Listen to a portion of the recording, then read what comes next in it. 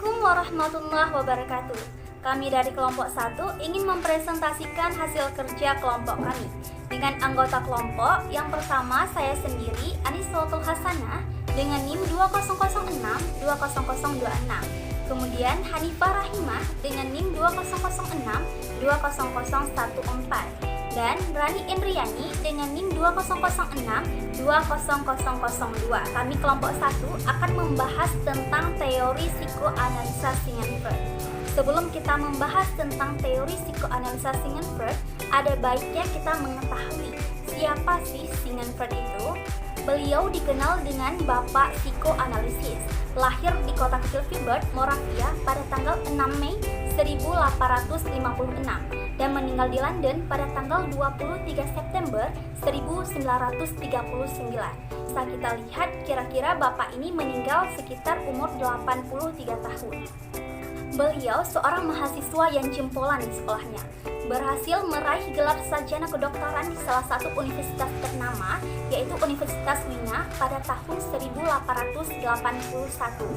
Nah, pada tahun 1895, Bapak Sigmund Freud ini berhasil menerbitkan buku pertamanya tentang histeria. Kemudian beliau bekerja sama dengan Bird dan menerbitkan buku-buku lainnya.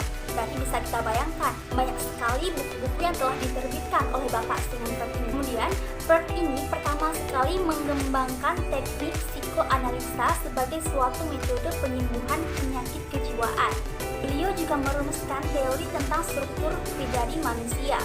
Beliau juga mengembangkan dan mempopulerkan psikologi yang bersangkutan tentang rasa cemas, mekanisme mempertahankan diri, ihwal penelitanan, rasa tertekan, sublimasi, dan masih banyak lain. Selanjutnya akan dilanjutkan oleh pemateri kedua, yaitu Rani Indriani.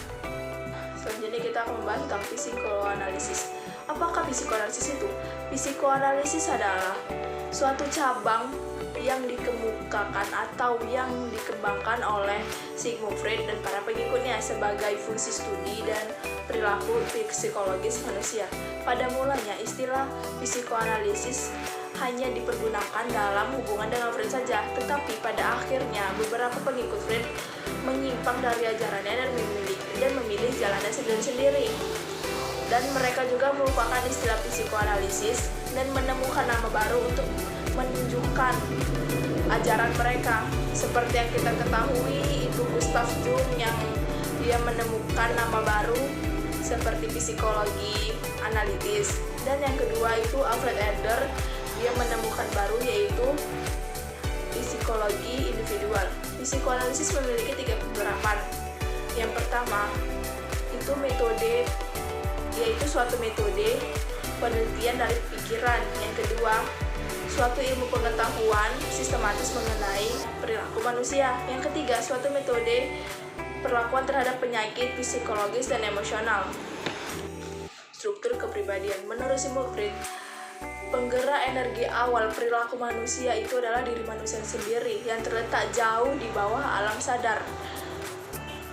Itulah sebabnya mengapa banyak penyakit fisik yang disebabkan oleh tertekannya psikologis seseorang. Menurut Freud, jiwa kehidupan memiliki 3 kesadaran. Yang pertama sadar, prasadar, dan tak sadar. Yang sadar, apakah itu sadar? Sadar itu adalah kehidupan mental. Menurut Freud itu adalah kehidupan mental, seperti dia kayak perasaan, pikiran, dan lain-lain. Apakah itu prasadar? Prasadar adalah jembatan antara dari sadar dan tak sadar. Nah, selanjutnya itu tak sadar. Sigmund Freud menemukan atau membuktikan bahwa ketidaksadaran bukanlah abstraksi hipotesis, melainkan adalah kenyataan empiris. Id adalah sistem kepribadian yang asli dibawa sejak lahir. Dari id kemudian akan muncul ego dan superego.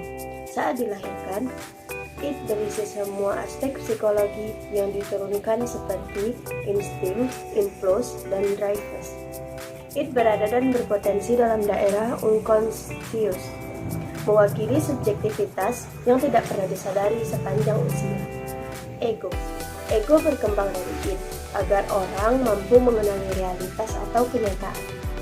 Ego dilakukan untuk memperoleh kepuasan yang dituntut id, dengan mencegah terjadinya tegangan baru atau menunda terjadinya kenikmatan sampai ditemukannya objek yang nyata dapat memuaskan kebutuhan. Superego. Superego adalah moral dan etik kepribadian yang beroperasi memakai prinsip idealistis sebagai lawan dari prinsip kepuasan id dan prinsip realistis dari ego. Psikopatologi atau gangguan mental pasien dewasa. Berbagai psikosis melibatkan defisit dalam fungsi ego otonom pada integrasi pengaturan pikiran, dalam kemampuan abstraksi, dan dalam hubungan dengan kenyataan dan uji kenyataan. Dalam depresi dengan ciri-ciri psikotik, fungsi pemeliharaan diri juga dapat rusak karena defisit integratif.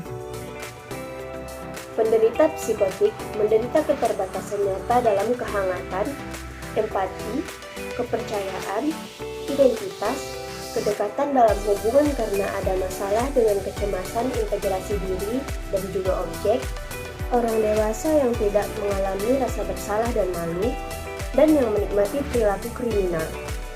Biasanya didiagnosis sebagai psikopat atau dengan menggunakan DSM-4 Romawi TR sebagai penderita gangguan kepribadian antisosial. Asal masa kanak-kanak. Teori Freudian percaya bahwa masalah dewasa dapat ditelusuri dari konflik yang belum diselesaikan dari fase-fase tertentu, dari masa kanak-kanak dan remaja, yang disebabkan oleh fantasi yang berasal dari mereka sendiri.